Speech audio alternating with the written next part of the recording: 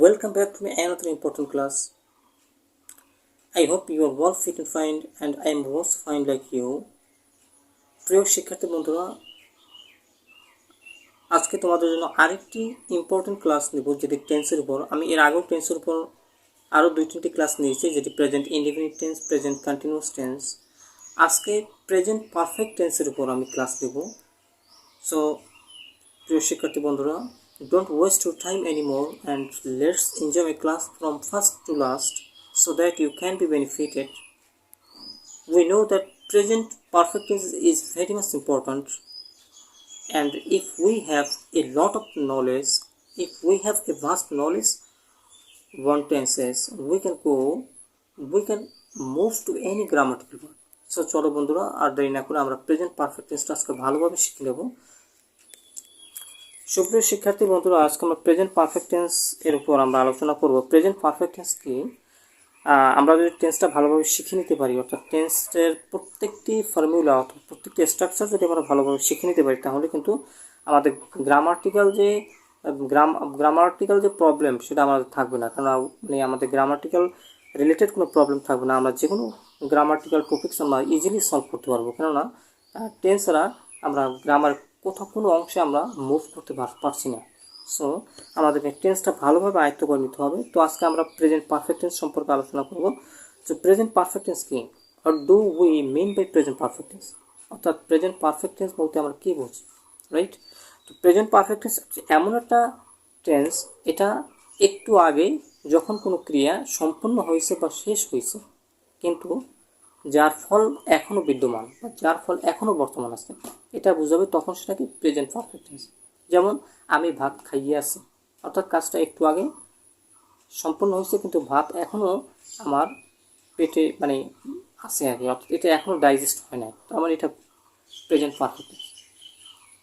আমি বাংলাদেশ এবং ওয়েস্ট ইন্ডিজের মধ্যে টি-20 খেলাটি উপভোগ করিয়েছি, অর্থাৎ গতকাল যে খেলাটি গিয়েছে সেটি আমি আজকে সেটি আমি উপভোগ করিয়েছি। অর্থাৎ সে খেলায় কে জিতেছে, মানে কোন দল জিতেছে, কে কত রান করছে, সাকিব কত করছে, হ্যাঁ, মানে ওদের প্লেয়ার কত করছে, এই যে সমস্ত কিছু আমার মানে মেমোরিতে বিদ্যমান। অর্থাৎ যতক্ষণ পর্যন্ত এটা বিদ্যমান থাকবে এই রেজাল্টটা, ততক্ষণ পর্যন্ত এটা হচ্ছে প্রেজেন্ট পারফেক্ট টেন্স, রাইট? অর্থাৎ যখন কোনো ক্রিয়া একটু আগে সম্পন্ন হইয়াছে এরূপ বোঝাবে, কিন্তু যার ফলটা এখনও বিদ্যমান থাকবে, রাইট? যার ফলটা এখনও বর্তমান আছে এরূপ যখন বোঝাবে, তখন সেটাকে প্রেজেন্ট পারফেক্ট টেন্স। তো আমরা একটা উদাহরণ দিতে পারি। I have gone through the text, right? আমি টেক্সটটি ভালোভাবে পড়া শেষ করেছি বা পড়িয়ে ফেলেছি, মানে গোত্র মানে পড়া শেষ করা, অর্থাৎ এই টেক্সটে আমি ভালোভাবে পড়া শেষ করেছি বা পড়িয়েছি। এটা হচ্ছে প্রেজেন্ট পারফেক্ট টেন্স, কেননা এই যে টেক্সটে ভালোভাবে পড়েছি, এই টেক্সটের মধ্যে কী কী সারাংশ আছে, কী কী আমি বুঝলাম, কী কী থিমসগুলো আমার মাথায় এখন আমার মেমোরিতে বিদ্যমান আছে, যতক্ষণ পর্যন্ত এটা মেমোরিতে বিদ্যমান থাকবে ততক্ষণ কি এটা প্রেজেন্ট পারফেক্ট টেন্স। ওকে, তো I have gone through the text, আমি টেক্সটে ভালোভাবে পড়ে গেছি, রাইট? আর টি আমরা দিতে পারি হি হ্যাজ ইটেন রাইস, সে ভাত খাইয়েছে, কাজটা একটু আগে সম্পন্ন হয়েছে কিন্তু যার ফলটা এখনও বিদ্যমান, তার মানে ভাত এখনও তার ডাইজেস্ট হয় না, অর্থাৎ এটা এখনও মানে হজম হয় না, তার মানে যতক্ষণ না পর্যন্ত এটা পেটে বিদ্যমান থাকবে ততক্ষণ পর্যন্ত এটা প্রেজেন্ট পারফেক্ট টেন্স হবে। বাট এটা ডাইজেস্ট হয়ে যাবে, এটা অলরেডি পাস্ট টেন্স হয়ে যাবে, রাইট? তো এইভাবে মানে যখন কোনো ক্রিয়া একটু আগে সম্পূর্ণ হয়েছে বা হয়ে কিন্তু যার ফলটা এখনও বিদ্যমান আছে এরও বোঝাবে, তখন সেটা প্রেজেন্ট পারফেক্ট টেন্স। আরটা আমরা they have finished,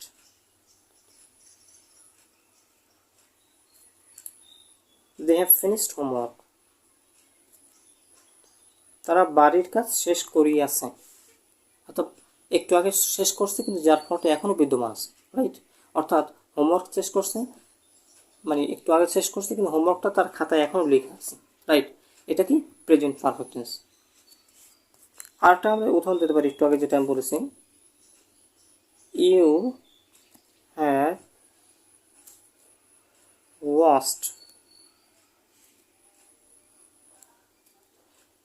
watched the match between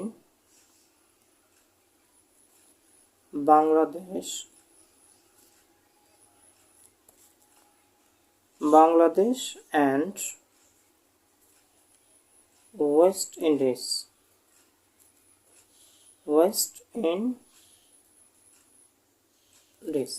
অর্থাৎ কি বলছে, you have watched the match between Bangladesh and West Indies, অর্থাৎ বাংলাদেশ এবং ওয়েস্ট ইন্ডিজের মধ্যে তুমি ম্যাচটি উপভোগ করিয়েছো। তার মানে এটা হচ্ছে কি প্রেজেন্ট পারফেক্ট টেন্স, কেননা একটু আগে আমি ম্যাচটা উপভোগ করিয়েছি, কিন্তু যার রেজাল্ট এখন আমার মাথায় বিদ্যমান, এখনও বর্তমান আছে, এটা এই জন্য এটা প্রেজেন্ট পারফেক্ট টেন্স। আমরা এটা কীভাবে চিনব প্রেজেন্ট পারফেক্ট টেন্স? চিনিবার উপায় বাংলা ক্রিয়াপদের শেষে, অর্থাৎ বাংলা ক্রিয়াপদের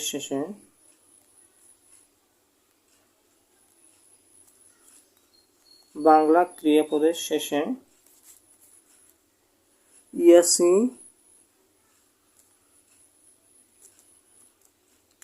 ইয়াসো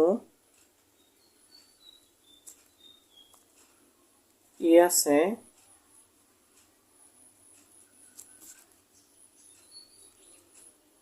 ইয়াসেন,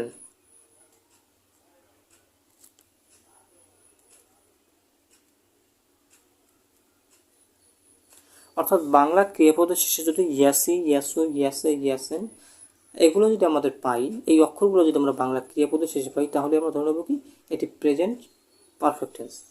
ওকে, অথবা খাইয়েছি, খাইয়েছো, খাইয়েছে, খাইয়েছে, যাইয়েছি, যাইয়েছো, যাইয়েছে, যাইয়েছে, করিয়াছি, করিয়াছো, করিয়েছি, করিয়াছেন, পড়িয়াছি, পড়িয়াছো, পড়িয়েছে, পড়িয়েছেন, এবং এভাবে যদি মানে এভাবে অনেক বলা যায় আর কি। তো এবার এগুলো যদি আমরা বাংলা ক্রিয়াপদের শেষে পাই, তাহলে আমরা ধরে নেব কি এটি প্রেজেন্ট পারফেক্ট টেন্স। ওকে, আরেকটা উদাহরণ আমরা দেখতে পারি, আমি কাজটি করিয়াছি, এটা কী হবে? আমি কাজটি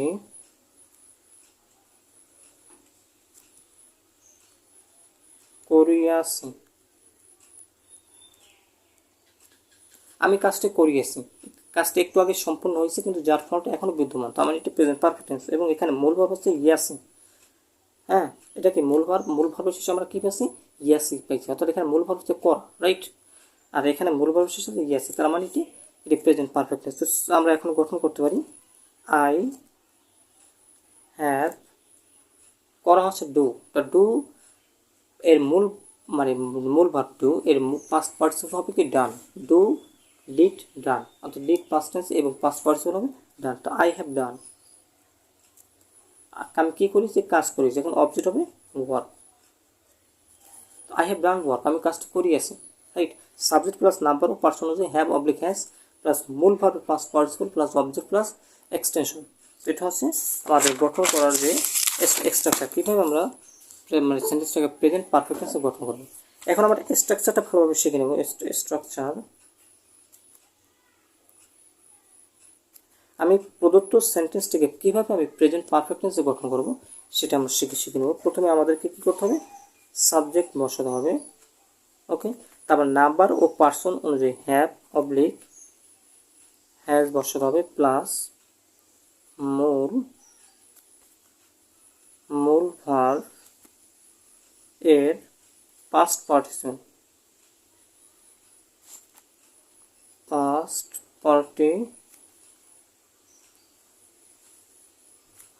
প্লাস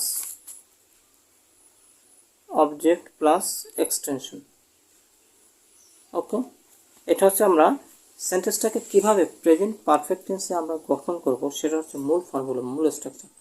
এই ফর্মুলাটা অনুসরণ করে আমাদেরকে প্রেজেন্ট পারফেক্ট টেন্স করতে হবে। তো সো ডিয়ার লার্নার্স, তোমরা এই সূত্র স্ট্রাকচারটি ভালো করে মুখস্থ করবে, যাতে তোমাদের ভবিষ্যতে তোমরা যে কোনো সেন্টেন্সকে আমরা প্রেজেন্ট পারফেক্ট টেন্সে আমরা গঠন করতে পারি এই স্ট্রাকচার ফলো করে। সেই জন্য তোমাকে এই ফর্মুলাটি ভালো করে মুখস্থ করে রাখতে হবে। তো আমরা এখন কিছু এক্সাম্পল দেখাবো। তার আগে তোমাদেরকে আমি দেখাতে চাই মানে আমরা নাম্বার এবং পার্সন অনুযায়ী কোনটা পর কোনটা বলবো সেটা। যেমন আই হচ্ছে ফার্স্ট পার্সন, এরপর নাম্বার অফ পার্সন অনুযায়ী আমাদেরকে হ্যাভ বসতে হবে। ইউ হচ্ছে সেকেন্ড পার্সন, তার মানে এরপরও হ্যাভ বসাতে হবে, রাইট। হি, সি, ইট, এটা কি থার্ড পার্সন, তার মানে এরপর আমাদেরকে হ্যাজ বসাতে হবে। সাবজেক্টের পর নাম্বার অফ পার্সন অনুযায়ী ভার্ব টু বিটা বসাতে হবে। তারপর দে, অবলিক, উই, এগুলো হচ্ছে বহুবচন, তার মানে এরপর হ্যাভ বসাতে হবে। তো আশা করি বন্ধুরা এটা আমরা বুঝতে পেরেছি যে নাম্বার অফ পার্সন অনুযায়ী আমরা কোনটা বসাবো, ভার্ব টু বিটা মানে কোন নাম্বার অফ পার্সন অনুযায়ী আমাদের বসাতে হবে। এখন আমরা প্র্যাকটিস করবো কিছু সেন্টেন্স, আমরা কীভাবে প্রেজেন্ট পারফেক্ট টেন্স গঠন করবো। যেমন সে বইটি পড়ে গেছে, কী হবে, সে অথবা হি। তা আমরা বলছিলাম সি অথবা he third person singular number, এরপর নাম্বার অফ পার্সন কী বসতে হবে, হ্যাজ বসাতে হবে। ওকে, সি হ্যাজ, তার এখানে মূল ভাব হচ্ছে পড়া, রাইট। পড়ি আছে, ইয়াসে আছে, মানে লাস্টে পাই আমরা ইয়াসে, তার মানে এটি প্রেজেন্ট পারফেক্ট টেন্স। পড়ি আছে, ইয়াসো ইয়াসো ইয়াসো ইয়াসো ইয়াসো ইয়াসো, যখন এগুলো পাবো তখন আমরা এটি বুঝে নেবো যে এটি প্রেজেন্ট পারফেক্ট টেন্স। তো সি হ্যাজ, মূল ভাব হচ্ছে পড়া, তার রিডের পাস্ট পার্টিসিপল হবে কি, রিড, অর্থাৎ মূল ভাবের past participle. She has read the book.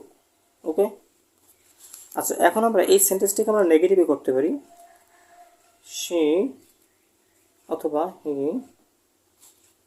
Has not, negative মানে কি, এই ভার্ব টু বিটার পর অর্থাৎ হ্যাভ অথবা হ্যাজের পর আমাদের নটটা বসালেই যথেষ্ট।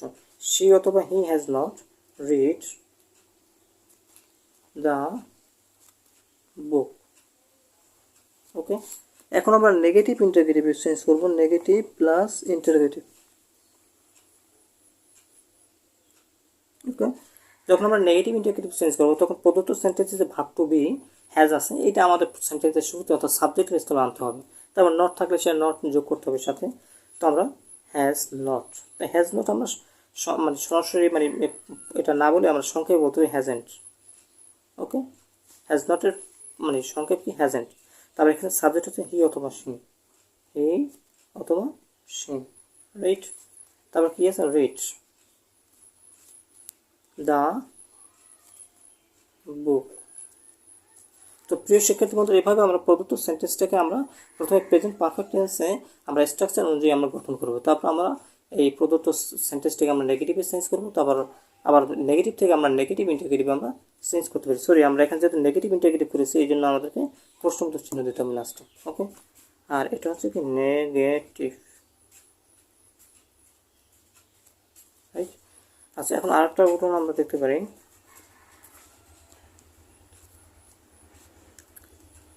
আমি কবিতাটি লিখিয়াছি।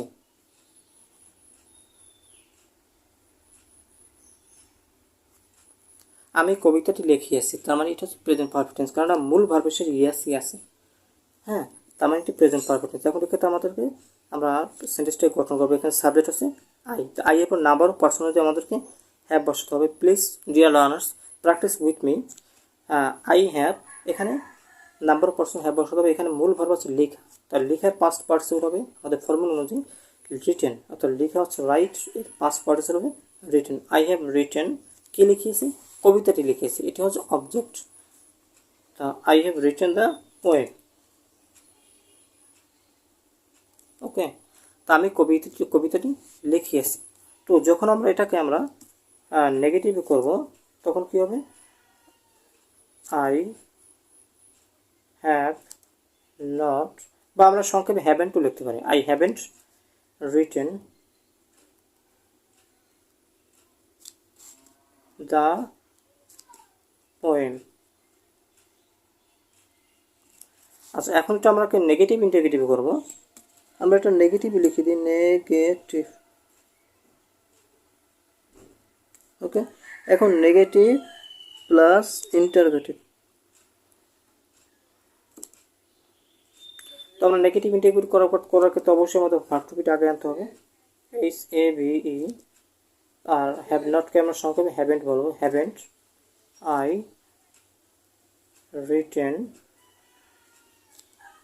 The poem. আমি কি কবিতাটি লিখিয়েছি না, এটা হবে নেগেটিভ প্লাস নেগেটিভ। তো এভাবে আমরা প্রদত্ত সেন্টেন্সগুলোকে আমরা প্রেজেন্ট পারফেক্ট টেন্সে চেঞ্জ করে মানে প্রেজেন্ট পারফেক্ট টেন্স গঠন করে তারপরে এই সেন্টেন্সগুলোকে আমরা নেগেটিভ থেকে ইন্টিগ্রেটিভ মানে নেগেটিভ প্লাস নেগেটিভ ইন্টিগ্রেটিভ আমরা চেঞ্জ করতে পারি। তো আশা করছি বন্ধুরা তোমরা যদি এভাবে ডেইলি প্র্যাকটিস করো মানে প্রেজেন্ট পারফেক্ট টেন্স আমি মানে প্রেজেন্ট পারফেক্ট টেন্সগুলো কীভাবে সেন্টেন্সটাকে প্রেজেন্ট পারফেক্ট টেন্স চেঞ্জ করা যায় সেটা যদি প্র্যাকটিস করো তাহলে আশা করি কোনো প্রবলেম থাকবে না।